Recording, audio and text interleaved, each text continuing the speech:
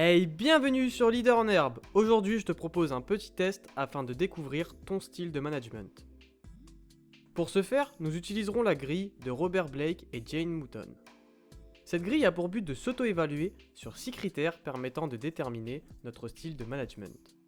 Pour chacun de ces critères, 5 réponses sont alors à classer de celles qui se rapprochent le plus de notre personnalité à celles qui s'en éloignent le plus.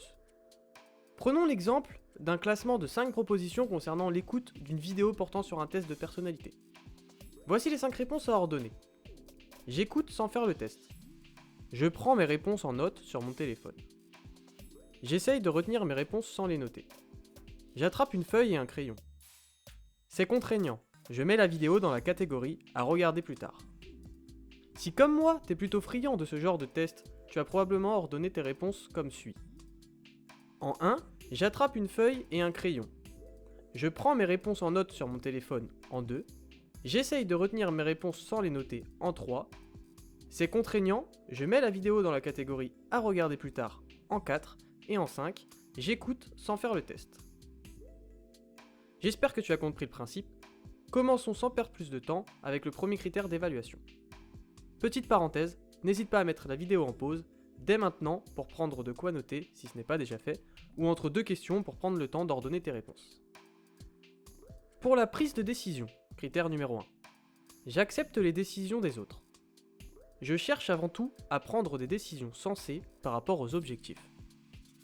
Je cherche des décisions avant tout applicables, étant donné les personnes, même si ces solutions sont en soi imparfaites. J'attache une grande importance à maintenir de bonnes relations. J'attache une haute importance à prendre des décisions saines et objectives qui soient comprises de tous et fassent l'unanimité. Deuxième critère, la conviction personnelle. J'écoute et je recherche les idées, opinions et attitudes différentes des miennes. Je suis convaincu de ce que je pense, mais je suis sensible à d'autres idées et disposé à changer d'avis. Je défends mes idées, opinions et attitudes aux dépens des autres et contre eux s'il le faut. Je préfère promouvoir et défendre les opinions, attitudes et idées des autres ou d'un groupe concerné plutôt que d'avancer les miennes. Lorsque surgissent des idées, opinions ou attitudes différentes des miennes, je propose un compromis. Je me range facilement aux opinions, attitudes et idées des autres et je préfère éviter si possible de prendre décision. Troisième critère, l'attitude dans le conflit. J'évite de susciter des conflits, mais lorsqu'ils éclatent, je tente avant tout d'apaiser les passions et maintenir la cohésion du groupe. Dans un conflit, j'essaie d'être neutre et je préfère rester à l'écart. Lorsqu'un conflit éclate, j'essaie d'être juste et d'aboutir à une solution équitable, à un compromis acceptable. Lorsqu'un conflit éclate, je l'affronte, je tente de l'étouffer et d'imposer mon point de vue. Lorsqu'un conflit éclate, je tente avant tout et d'abord d'en découvrir l'origine en remontant aux vraies causes. Quatrième critère, le contrôle de ses émotions. Les tensions me troublent et je réagis généralement avec chaleur et sympathie, me mettant facilement au point de vue des groupes. En cas de crise, je suis troublé, d'autant plus que je ne sais pas de quel côté me tourner, ou qui suivre pour éviter que la tension persiste. En sachant rester neutre, je suis rarement troublé. Lorsque je suis provoqué, je me contiens, bien que mon impatience soit visible. Lorsque les choses ne vont pas comme je voudrais, je me défends, je résiste ou reviens avec des contre-arguments. Cinquième critère, le sens de l'humour. Mon humour a uniquement pour but de redonner aux choses leur juste valeur. Je conserve mon sens de l'humour, même en cas de crise. Pour les autres, mon sens de l'humour semble déplacé. C'est l'humour d'un observateur non impliqué. Mon humour me permet de faire accepter mon point de vue, il est plutôt diplomatique. Mon sens de l'humour vise à entretenir de bonnes relations où, lorsque des tensions se produisent, il fait oublier le caractère sérieux de la situation. C'est un humour de dédramatisation. Mon humour est caustique, il est quelquefois une arme offensive. Sixième et dernier critère, dans le travail. Je dirige rarement de façon impérative. Je préfère proposer mon aide pour que les gens concernés décident eux-mêmes. Je ne ménage ni moi-même ni les autres. Je déploie de grands efforts personnels avec le souci d'aider et d'entraîner les autres. Je fais juste ce qu'il faut pour m'en sortir. Je cherche à maintenir mon rythme de travail dans une moyenne raisonnable.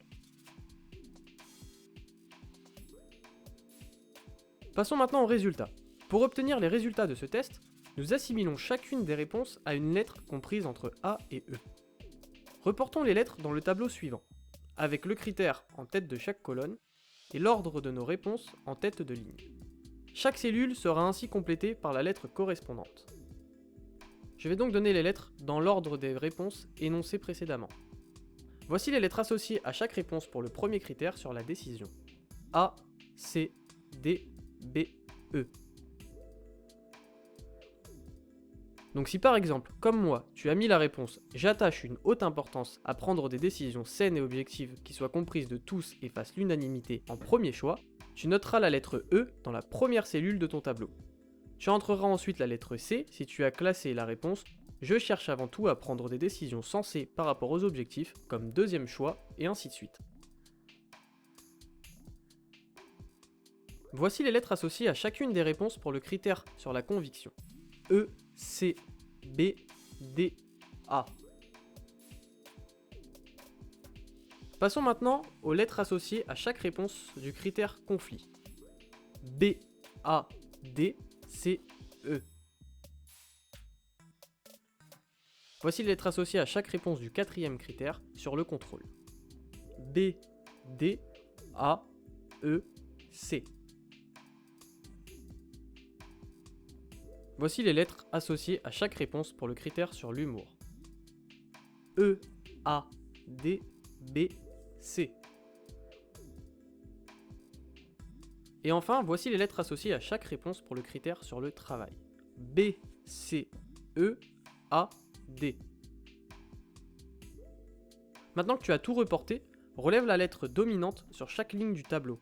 Tu peux alors observer le ou les styles de management que tu utilises le plus souvent, donc ton style dominant, ainsi que celui que tu délaisses le plus, voire totalement.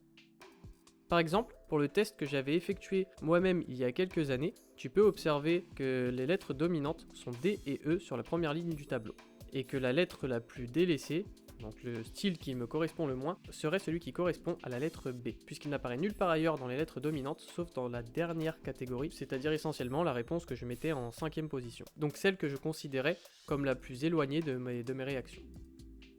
Chaque lettre correspond en effet à un style de management. La lettre A correspond au manager laxiste et au management du laisser-faire. C'est un manager qui se sent très peu concerné par le bien-être de son équipe et par les résultats obtenus. Il fait un effort minimum pour maintenir la cohésion du groupe et n'a aucune attache à son entreprise. Ce type de manager évite les conflits et ne prend pas position sur les sujets qui relèvent de sa responsabilité.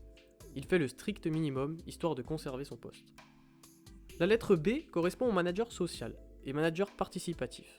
Le manager s'attache principalement aux problèmes de son personnel. Il met ses collaborateurs au centre de ses préoccupations, il n'émet jamais aucune critique.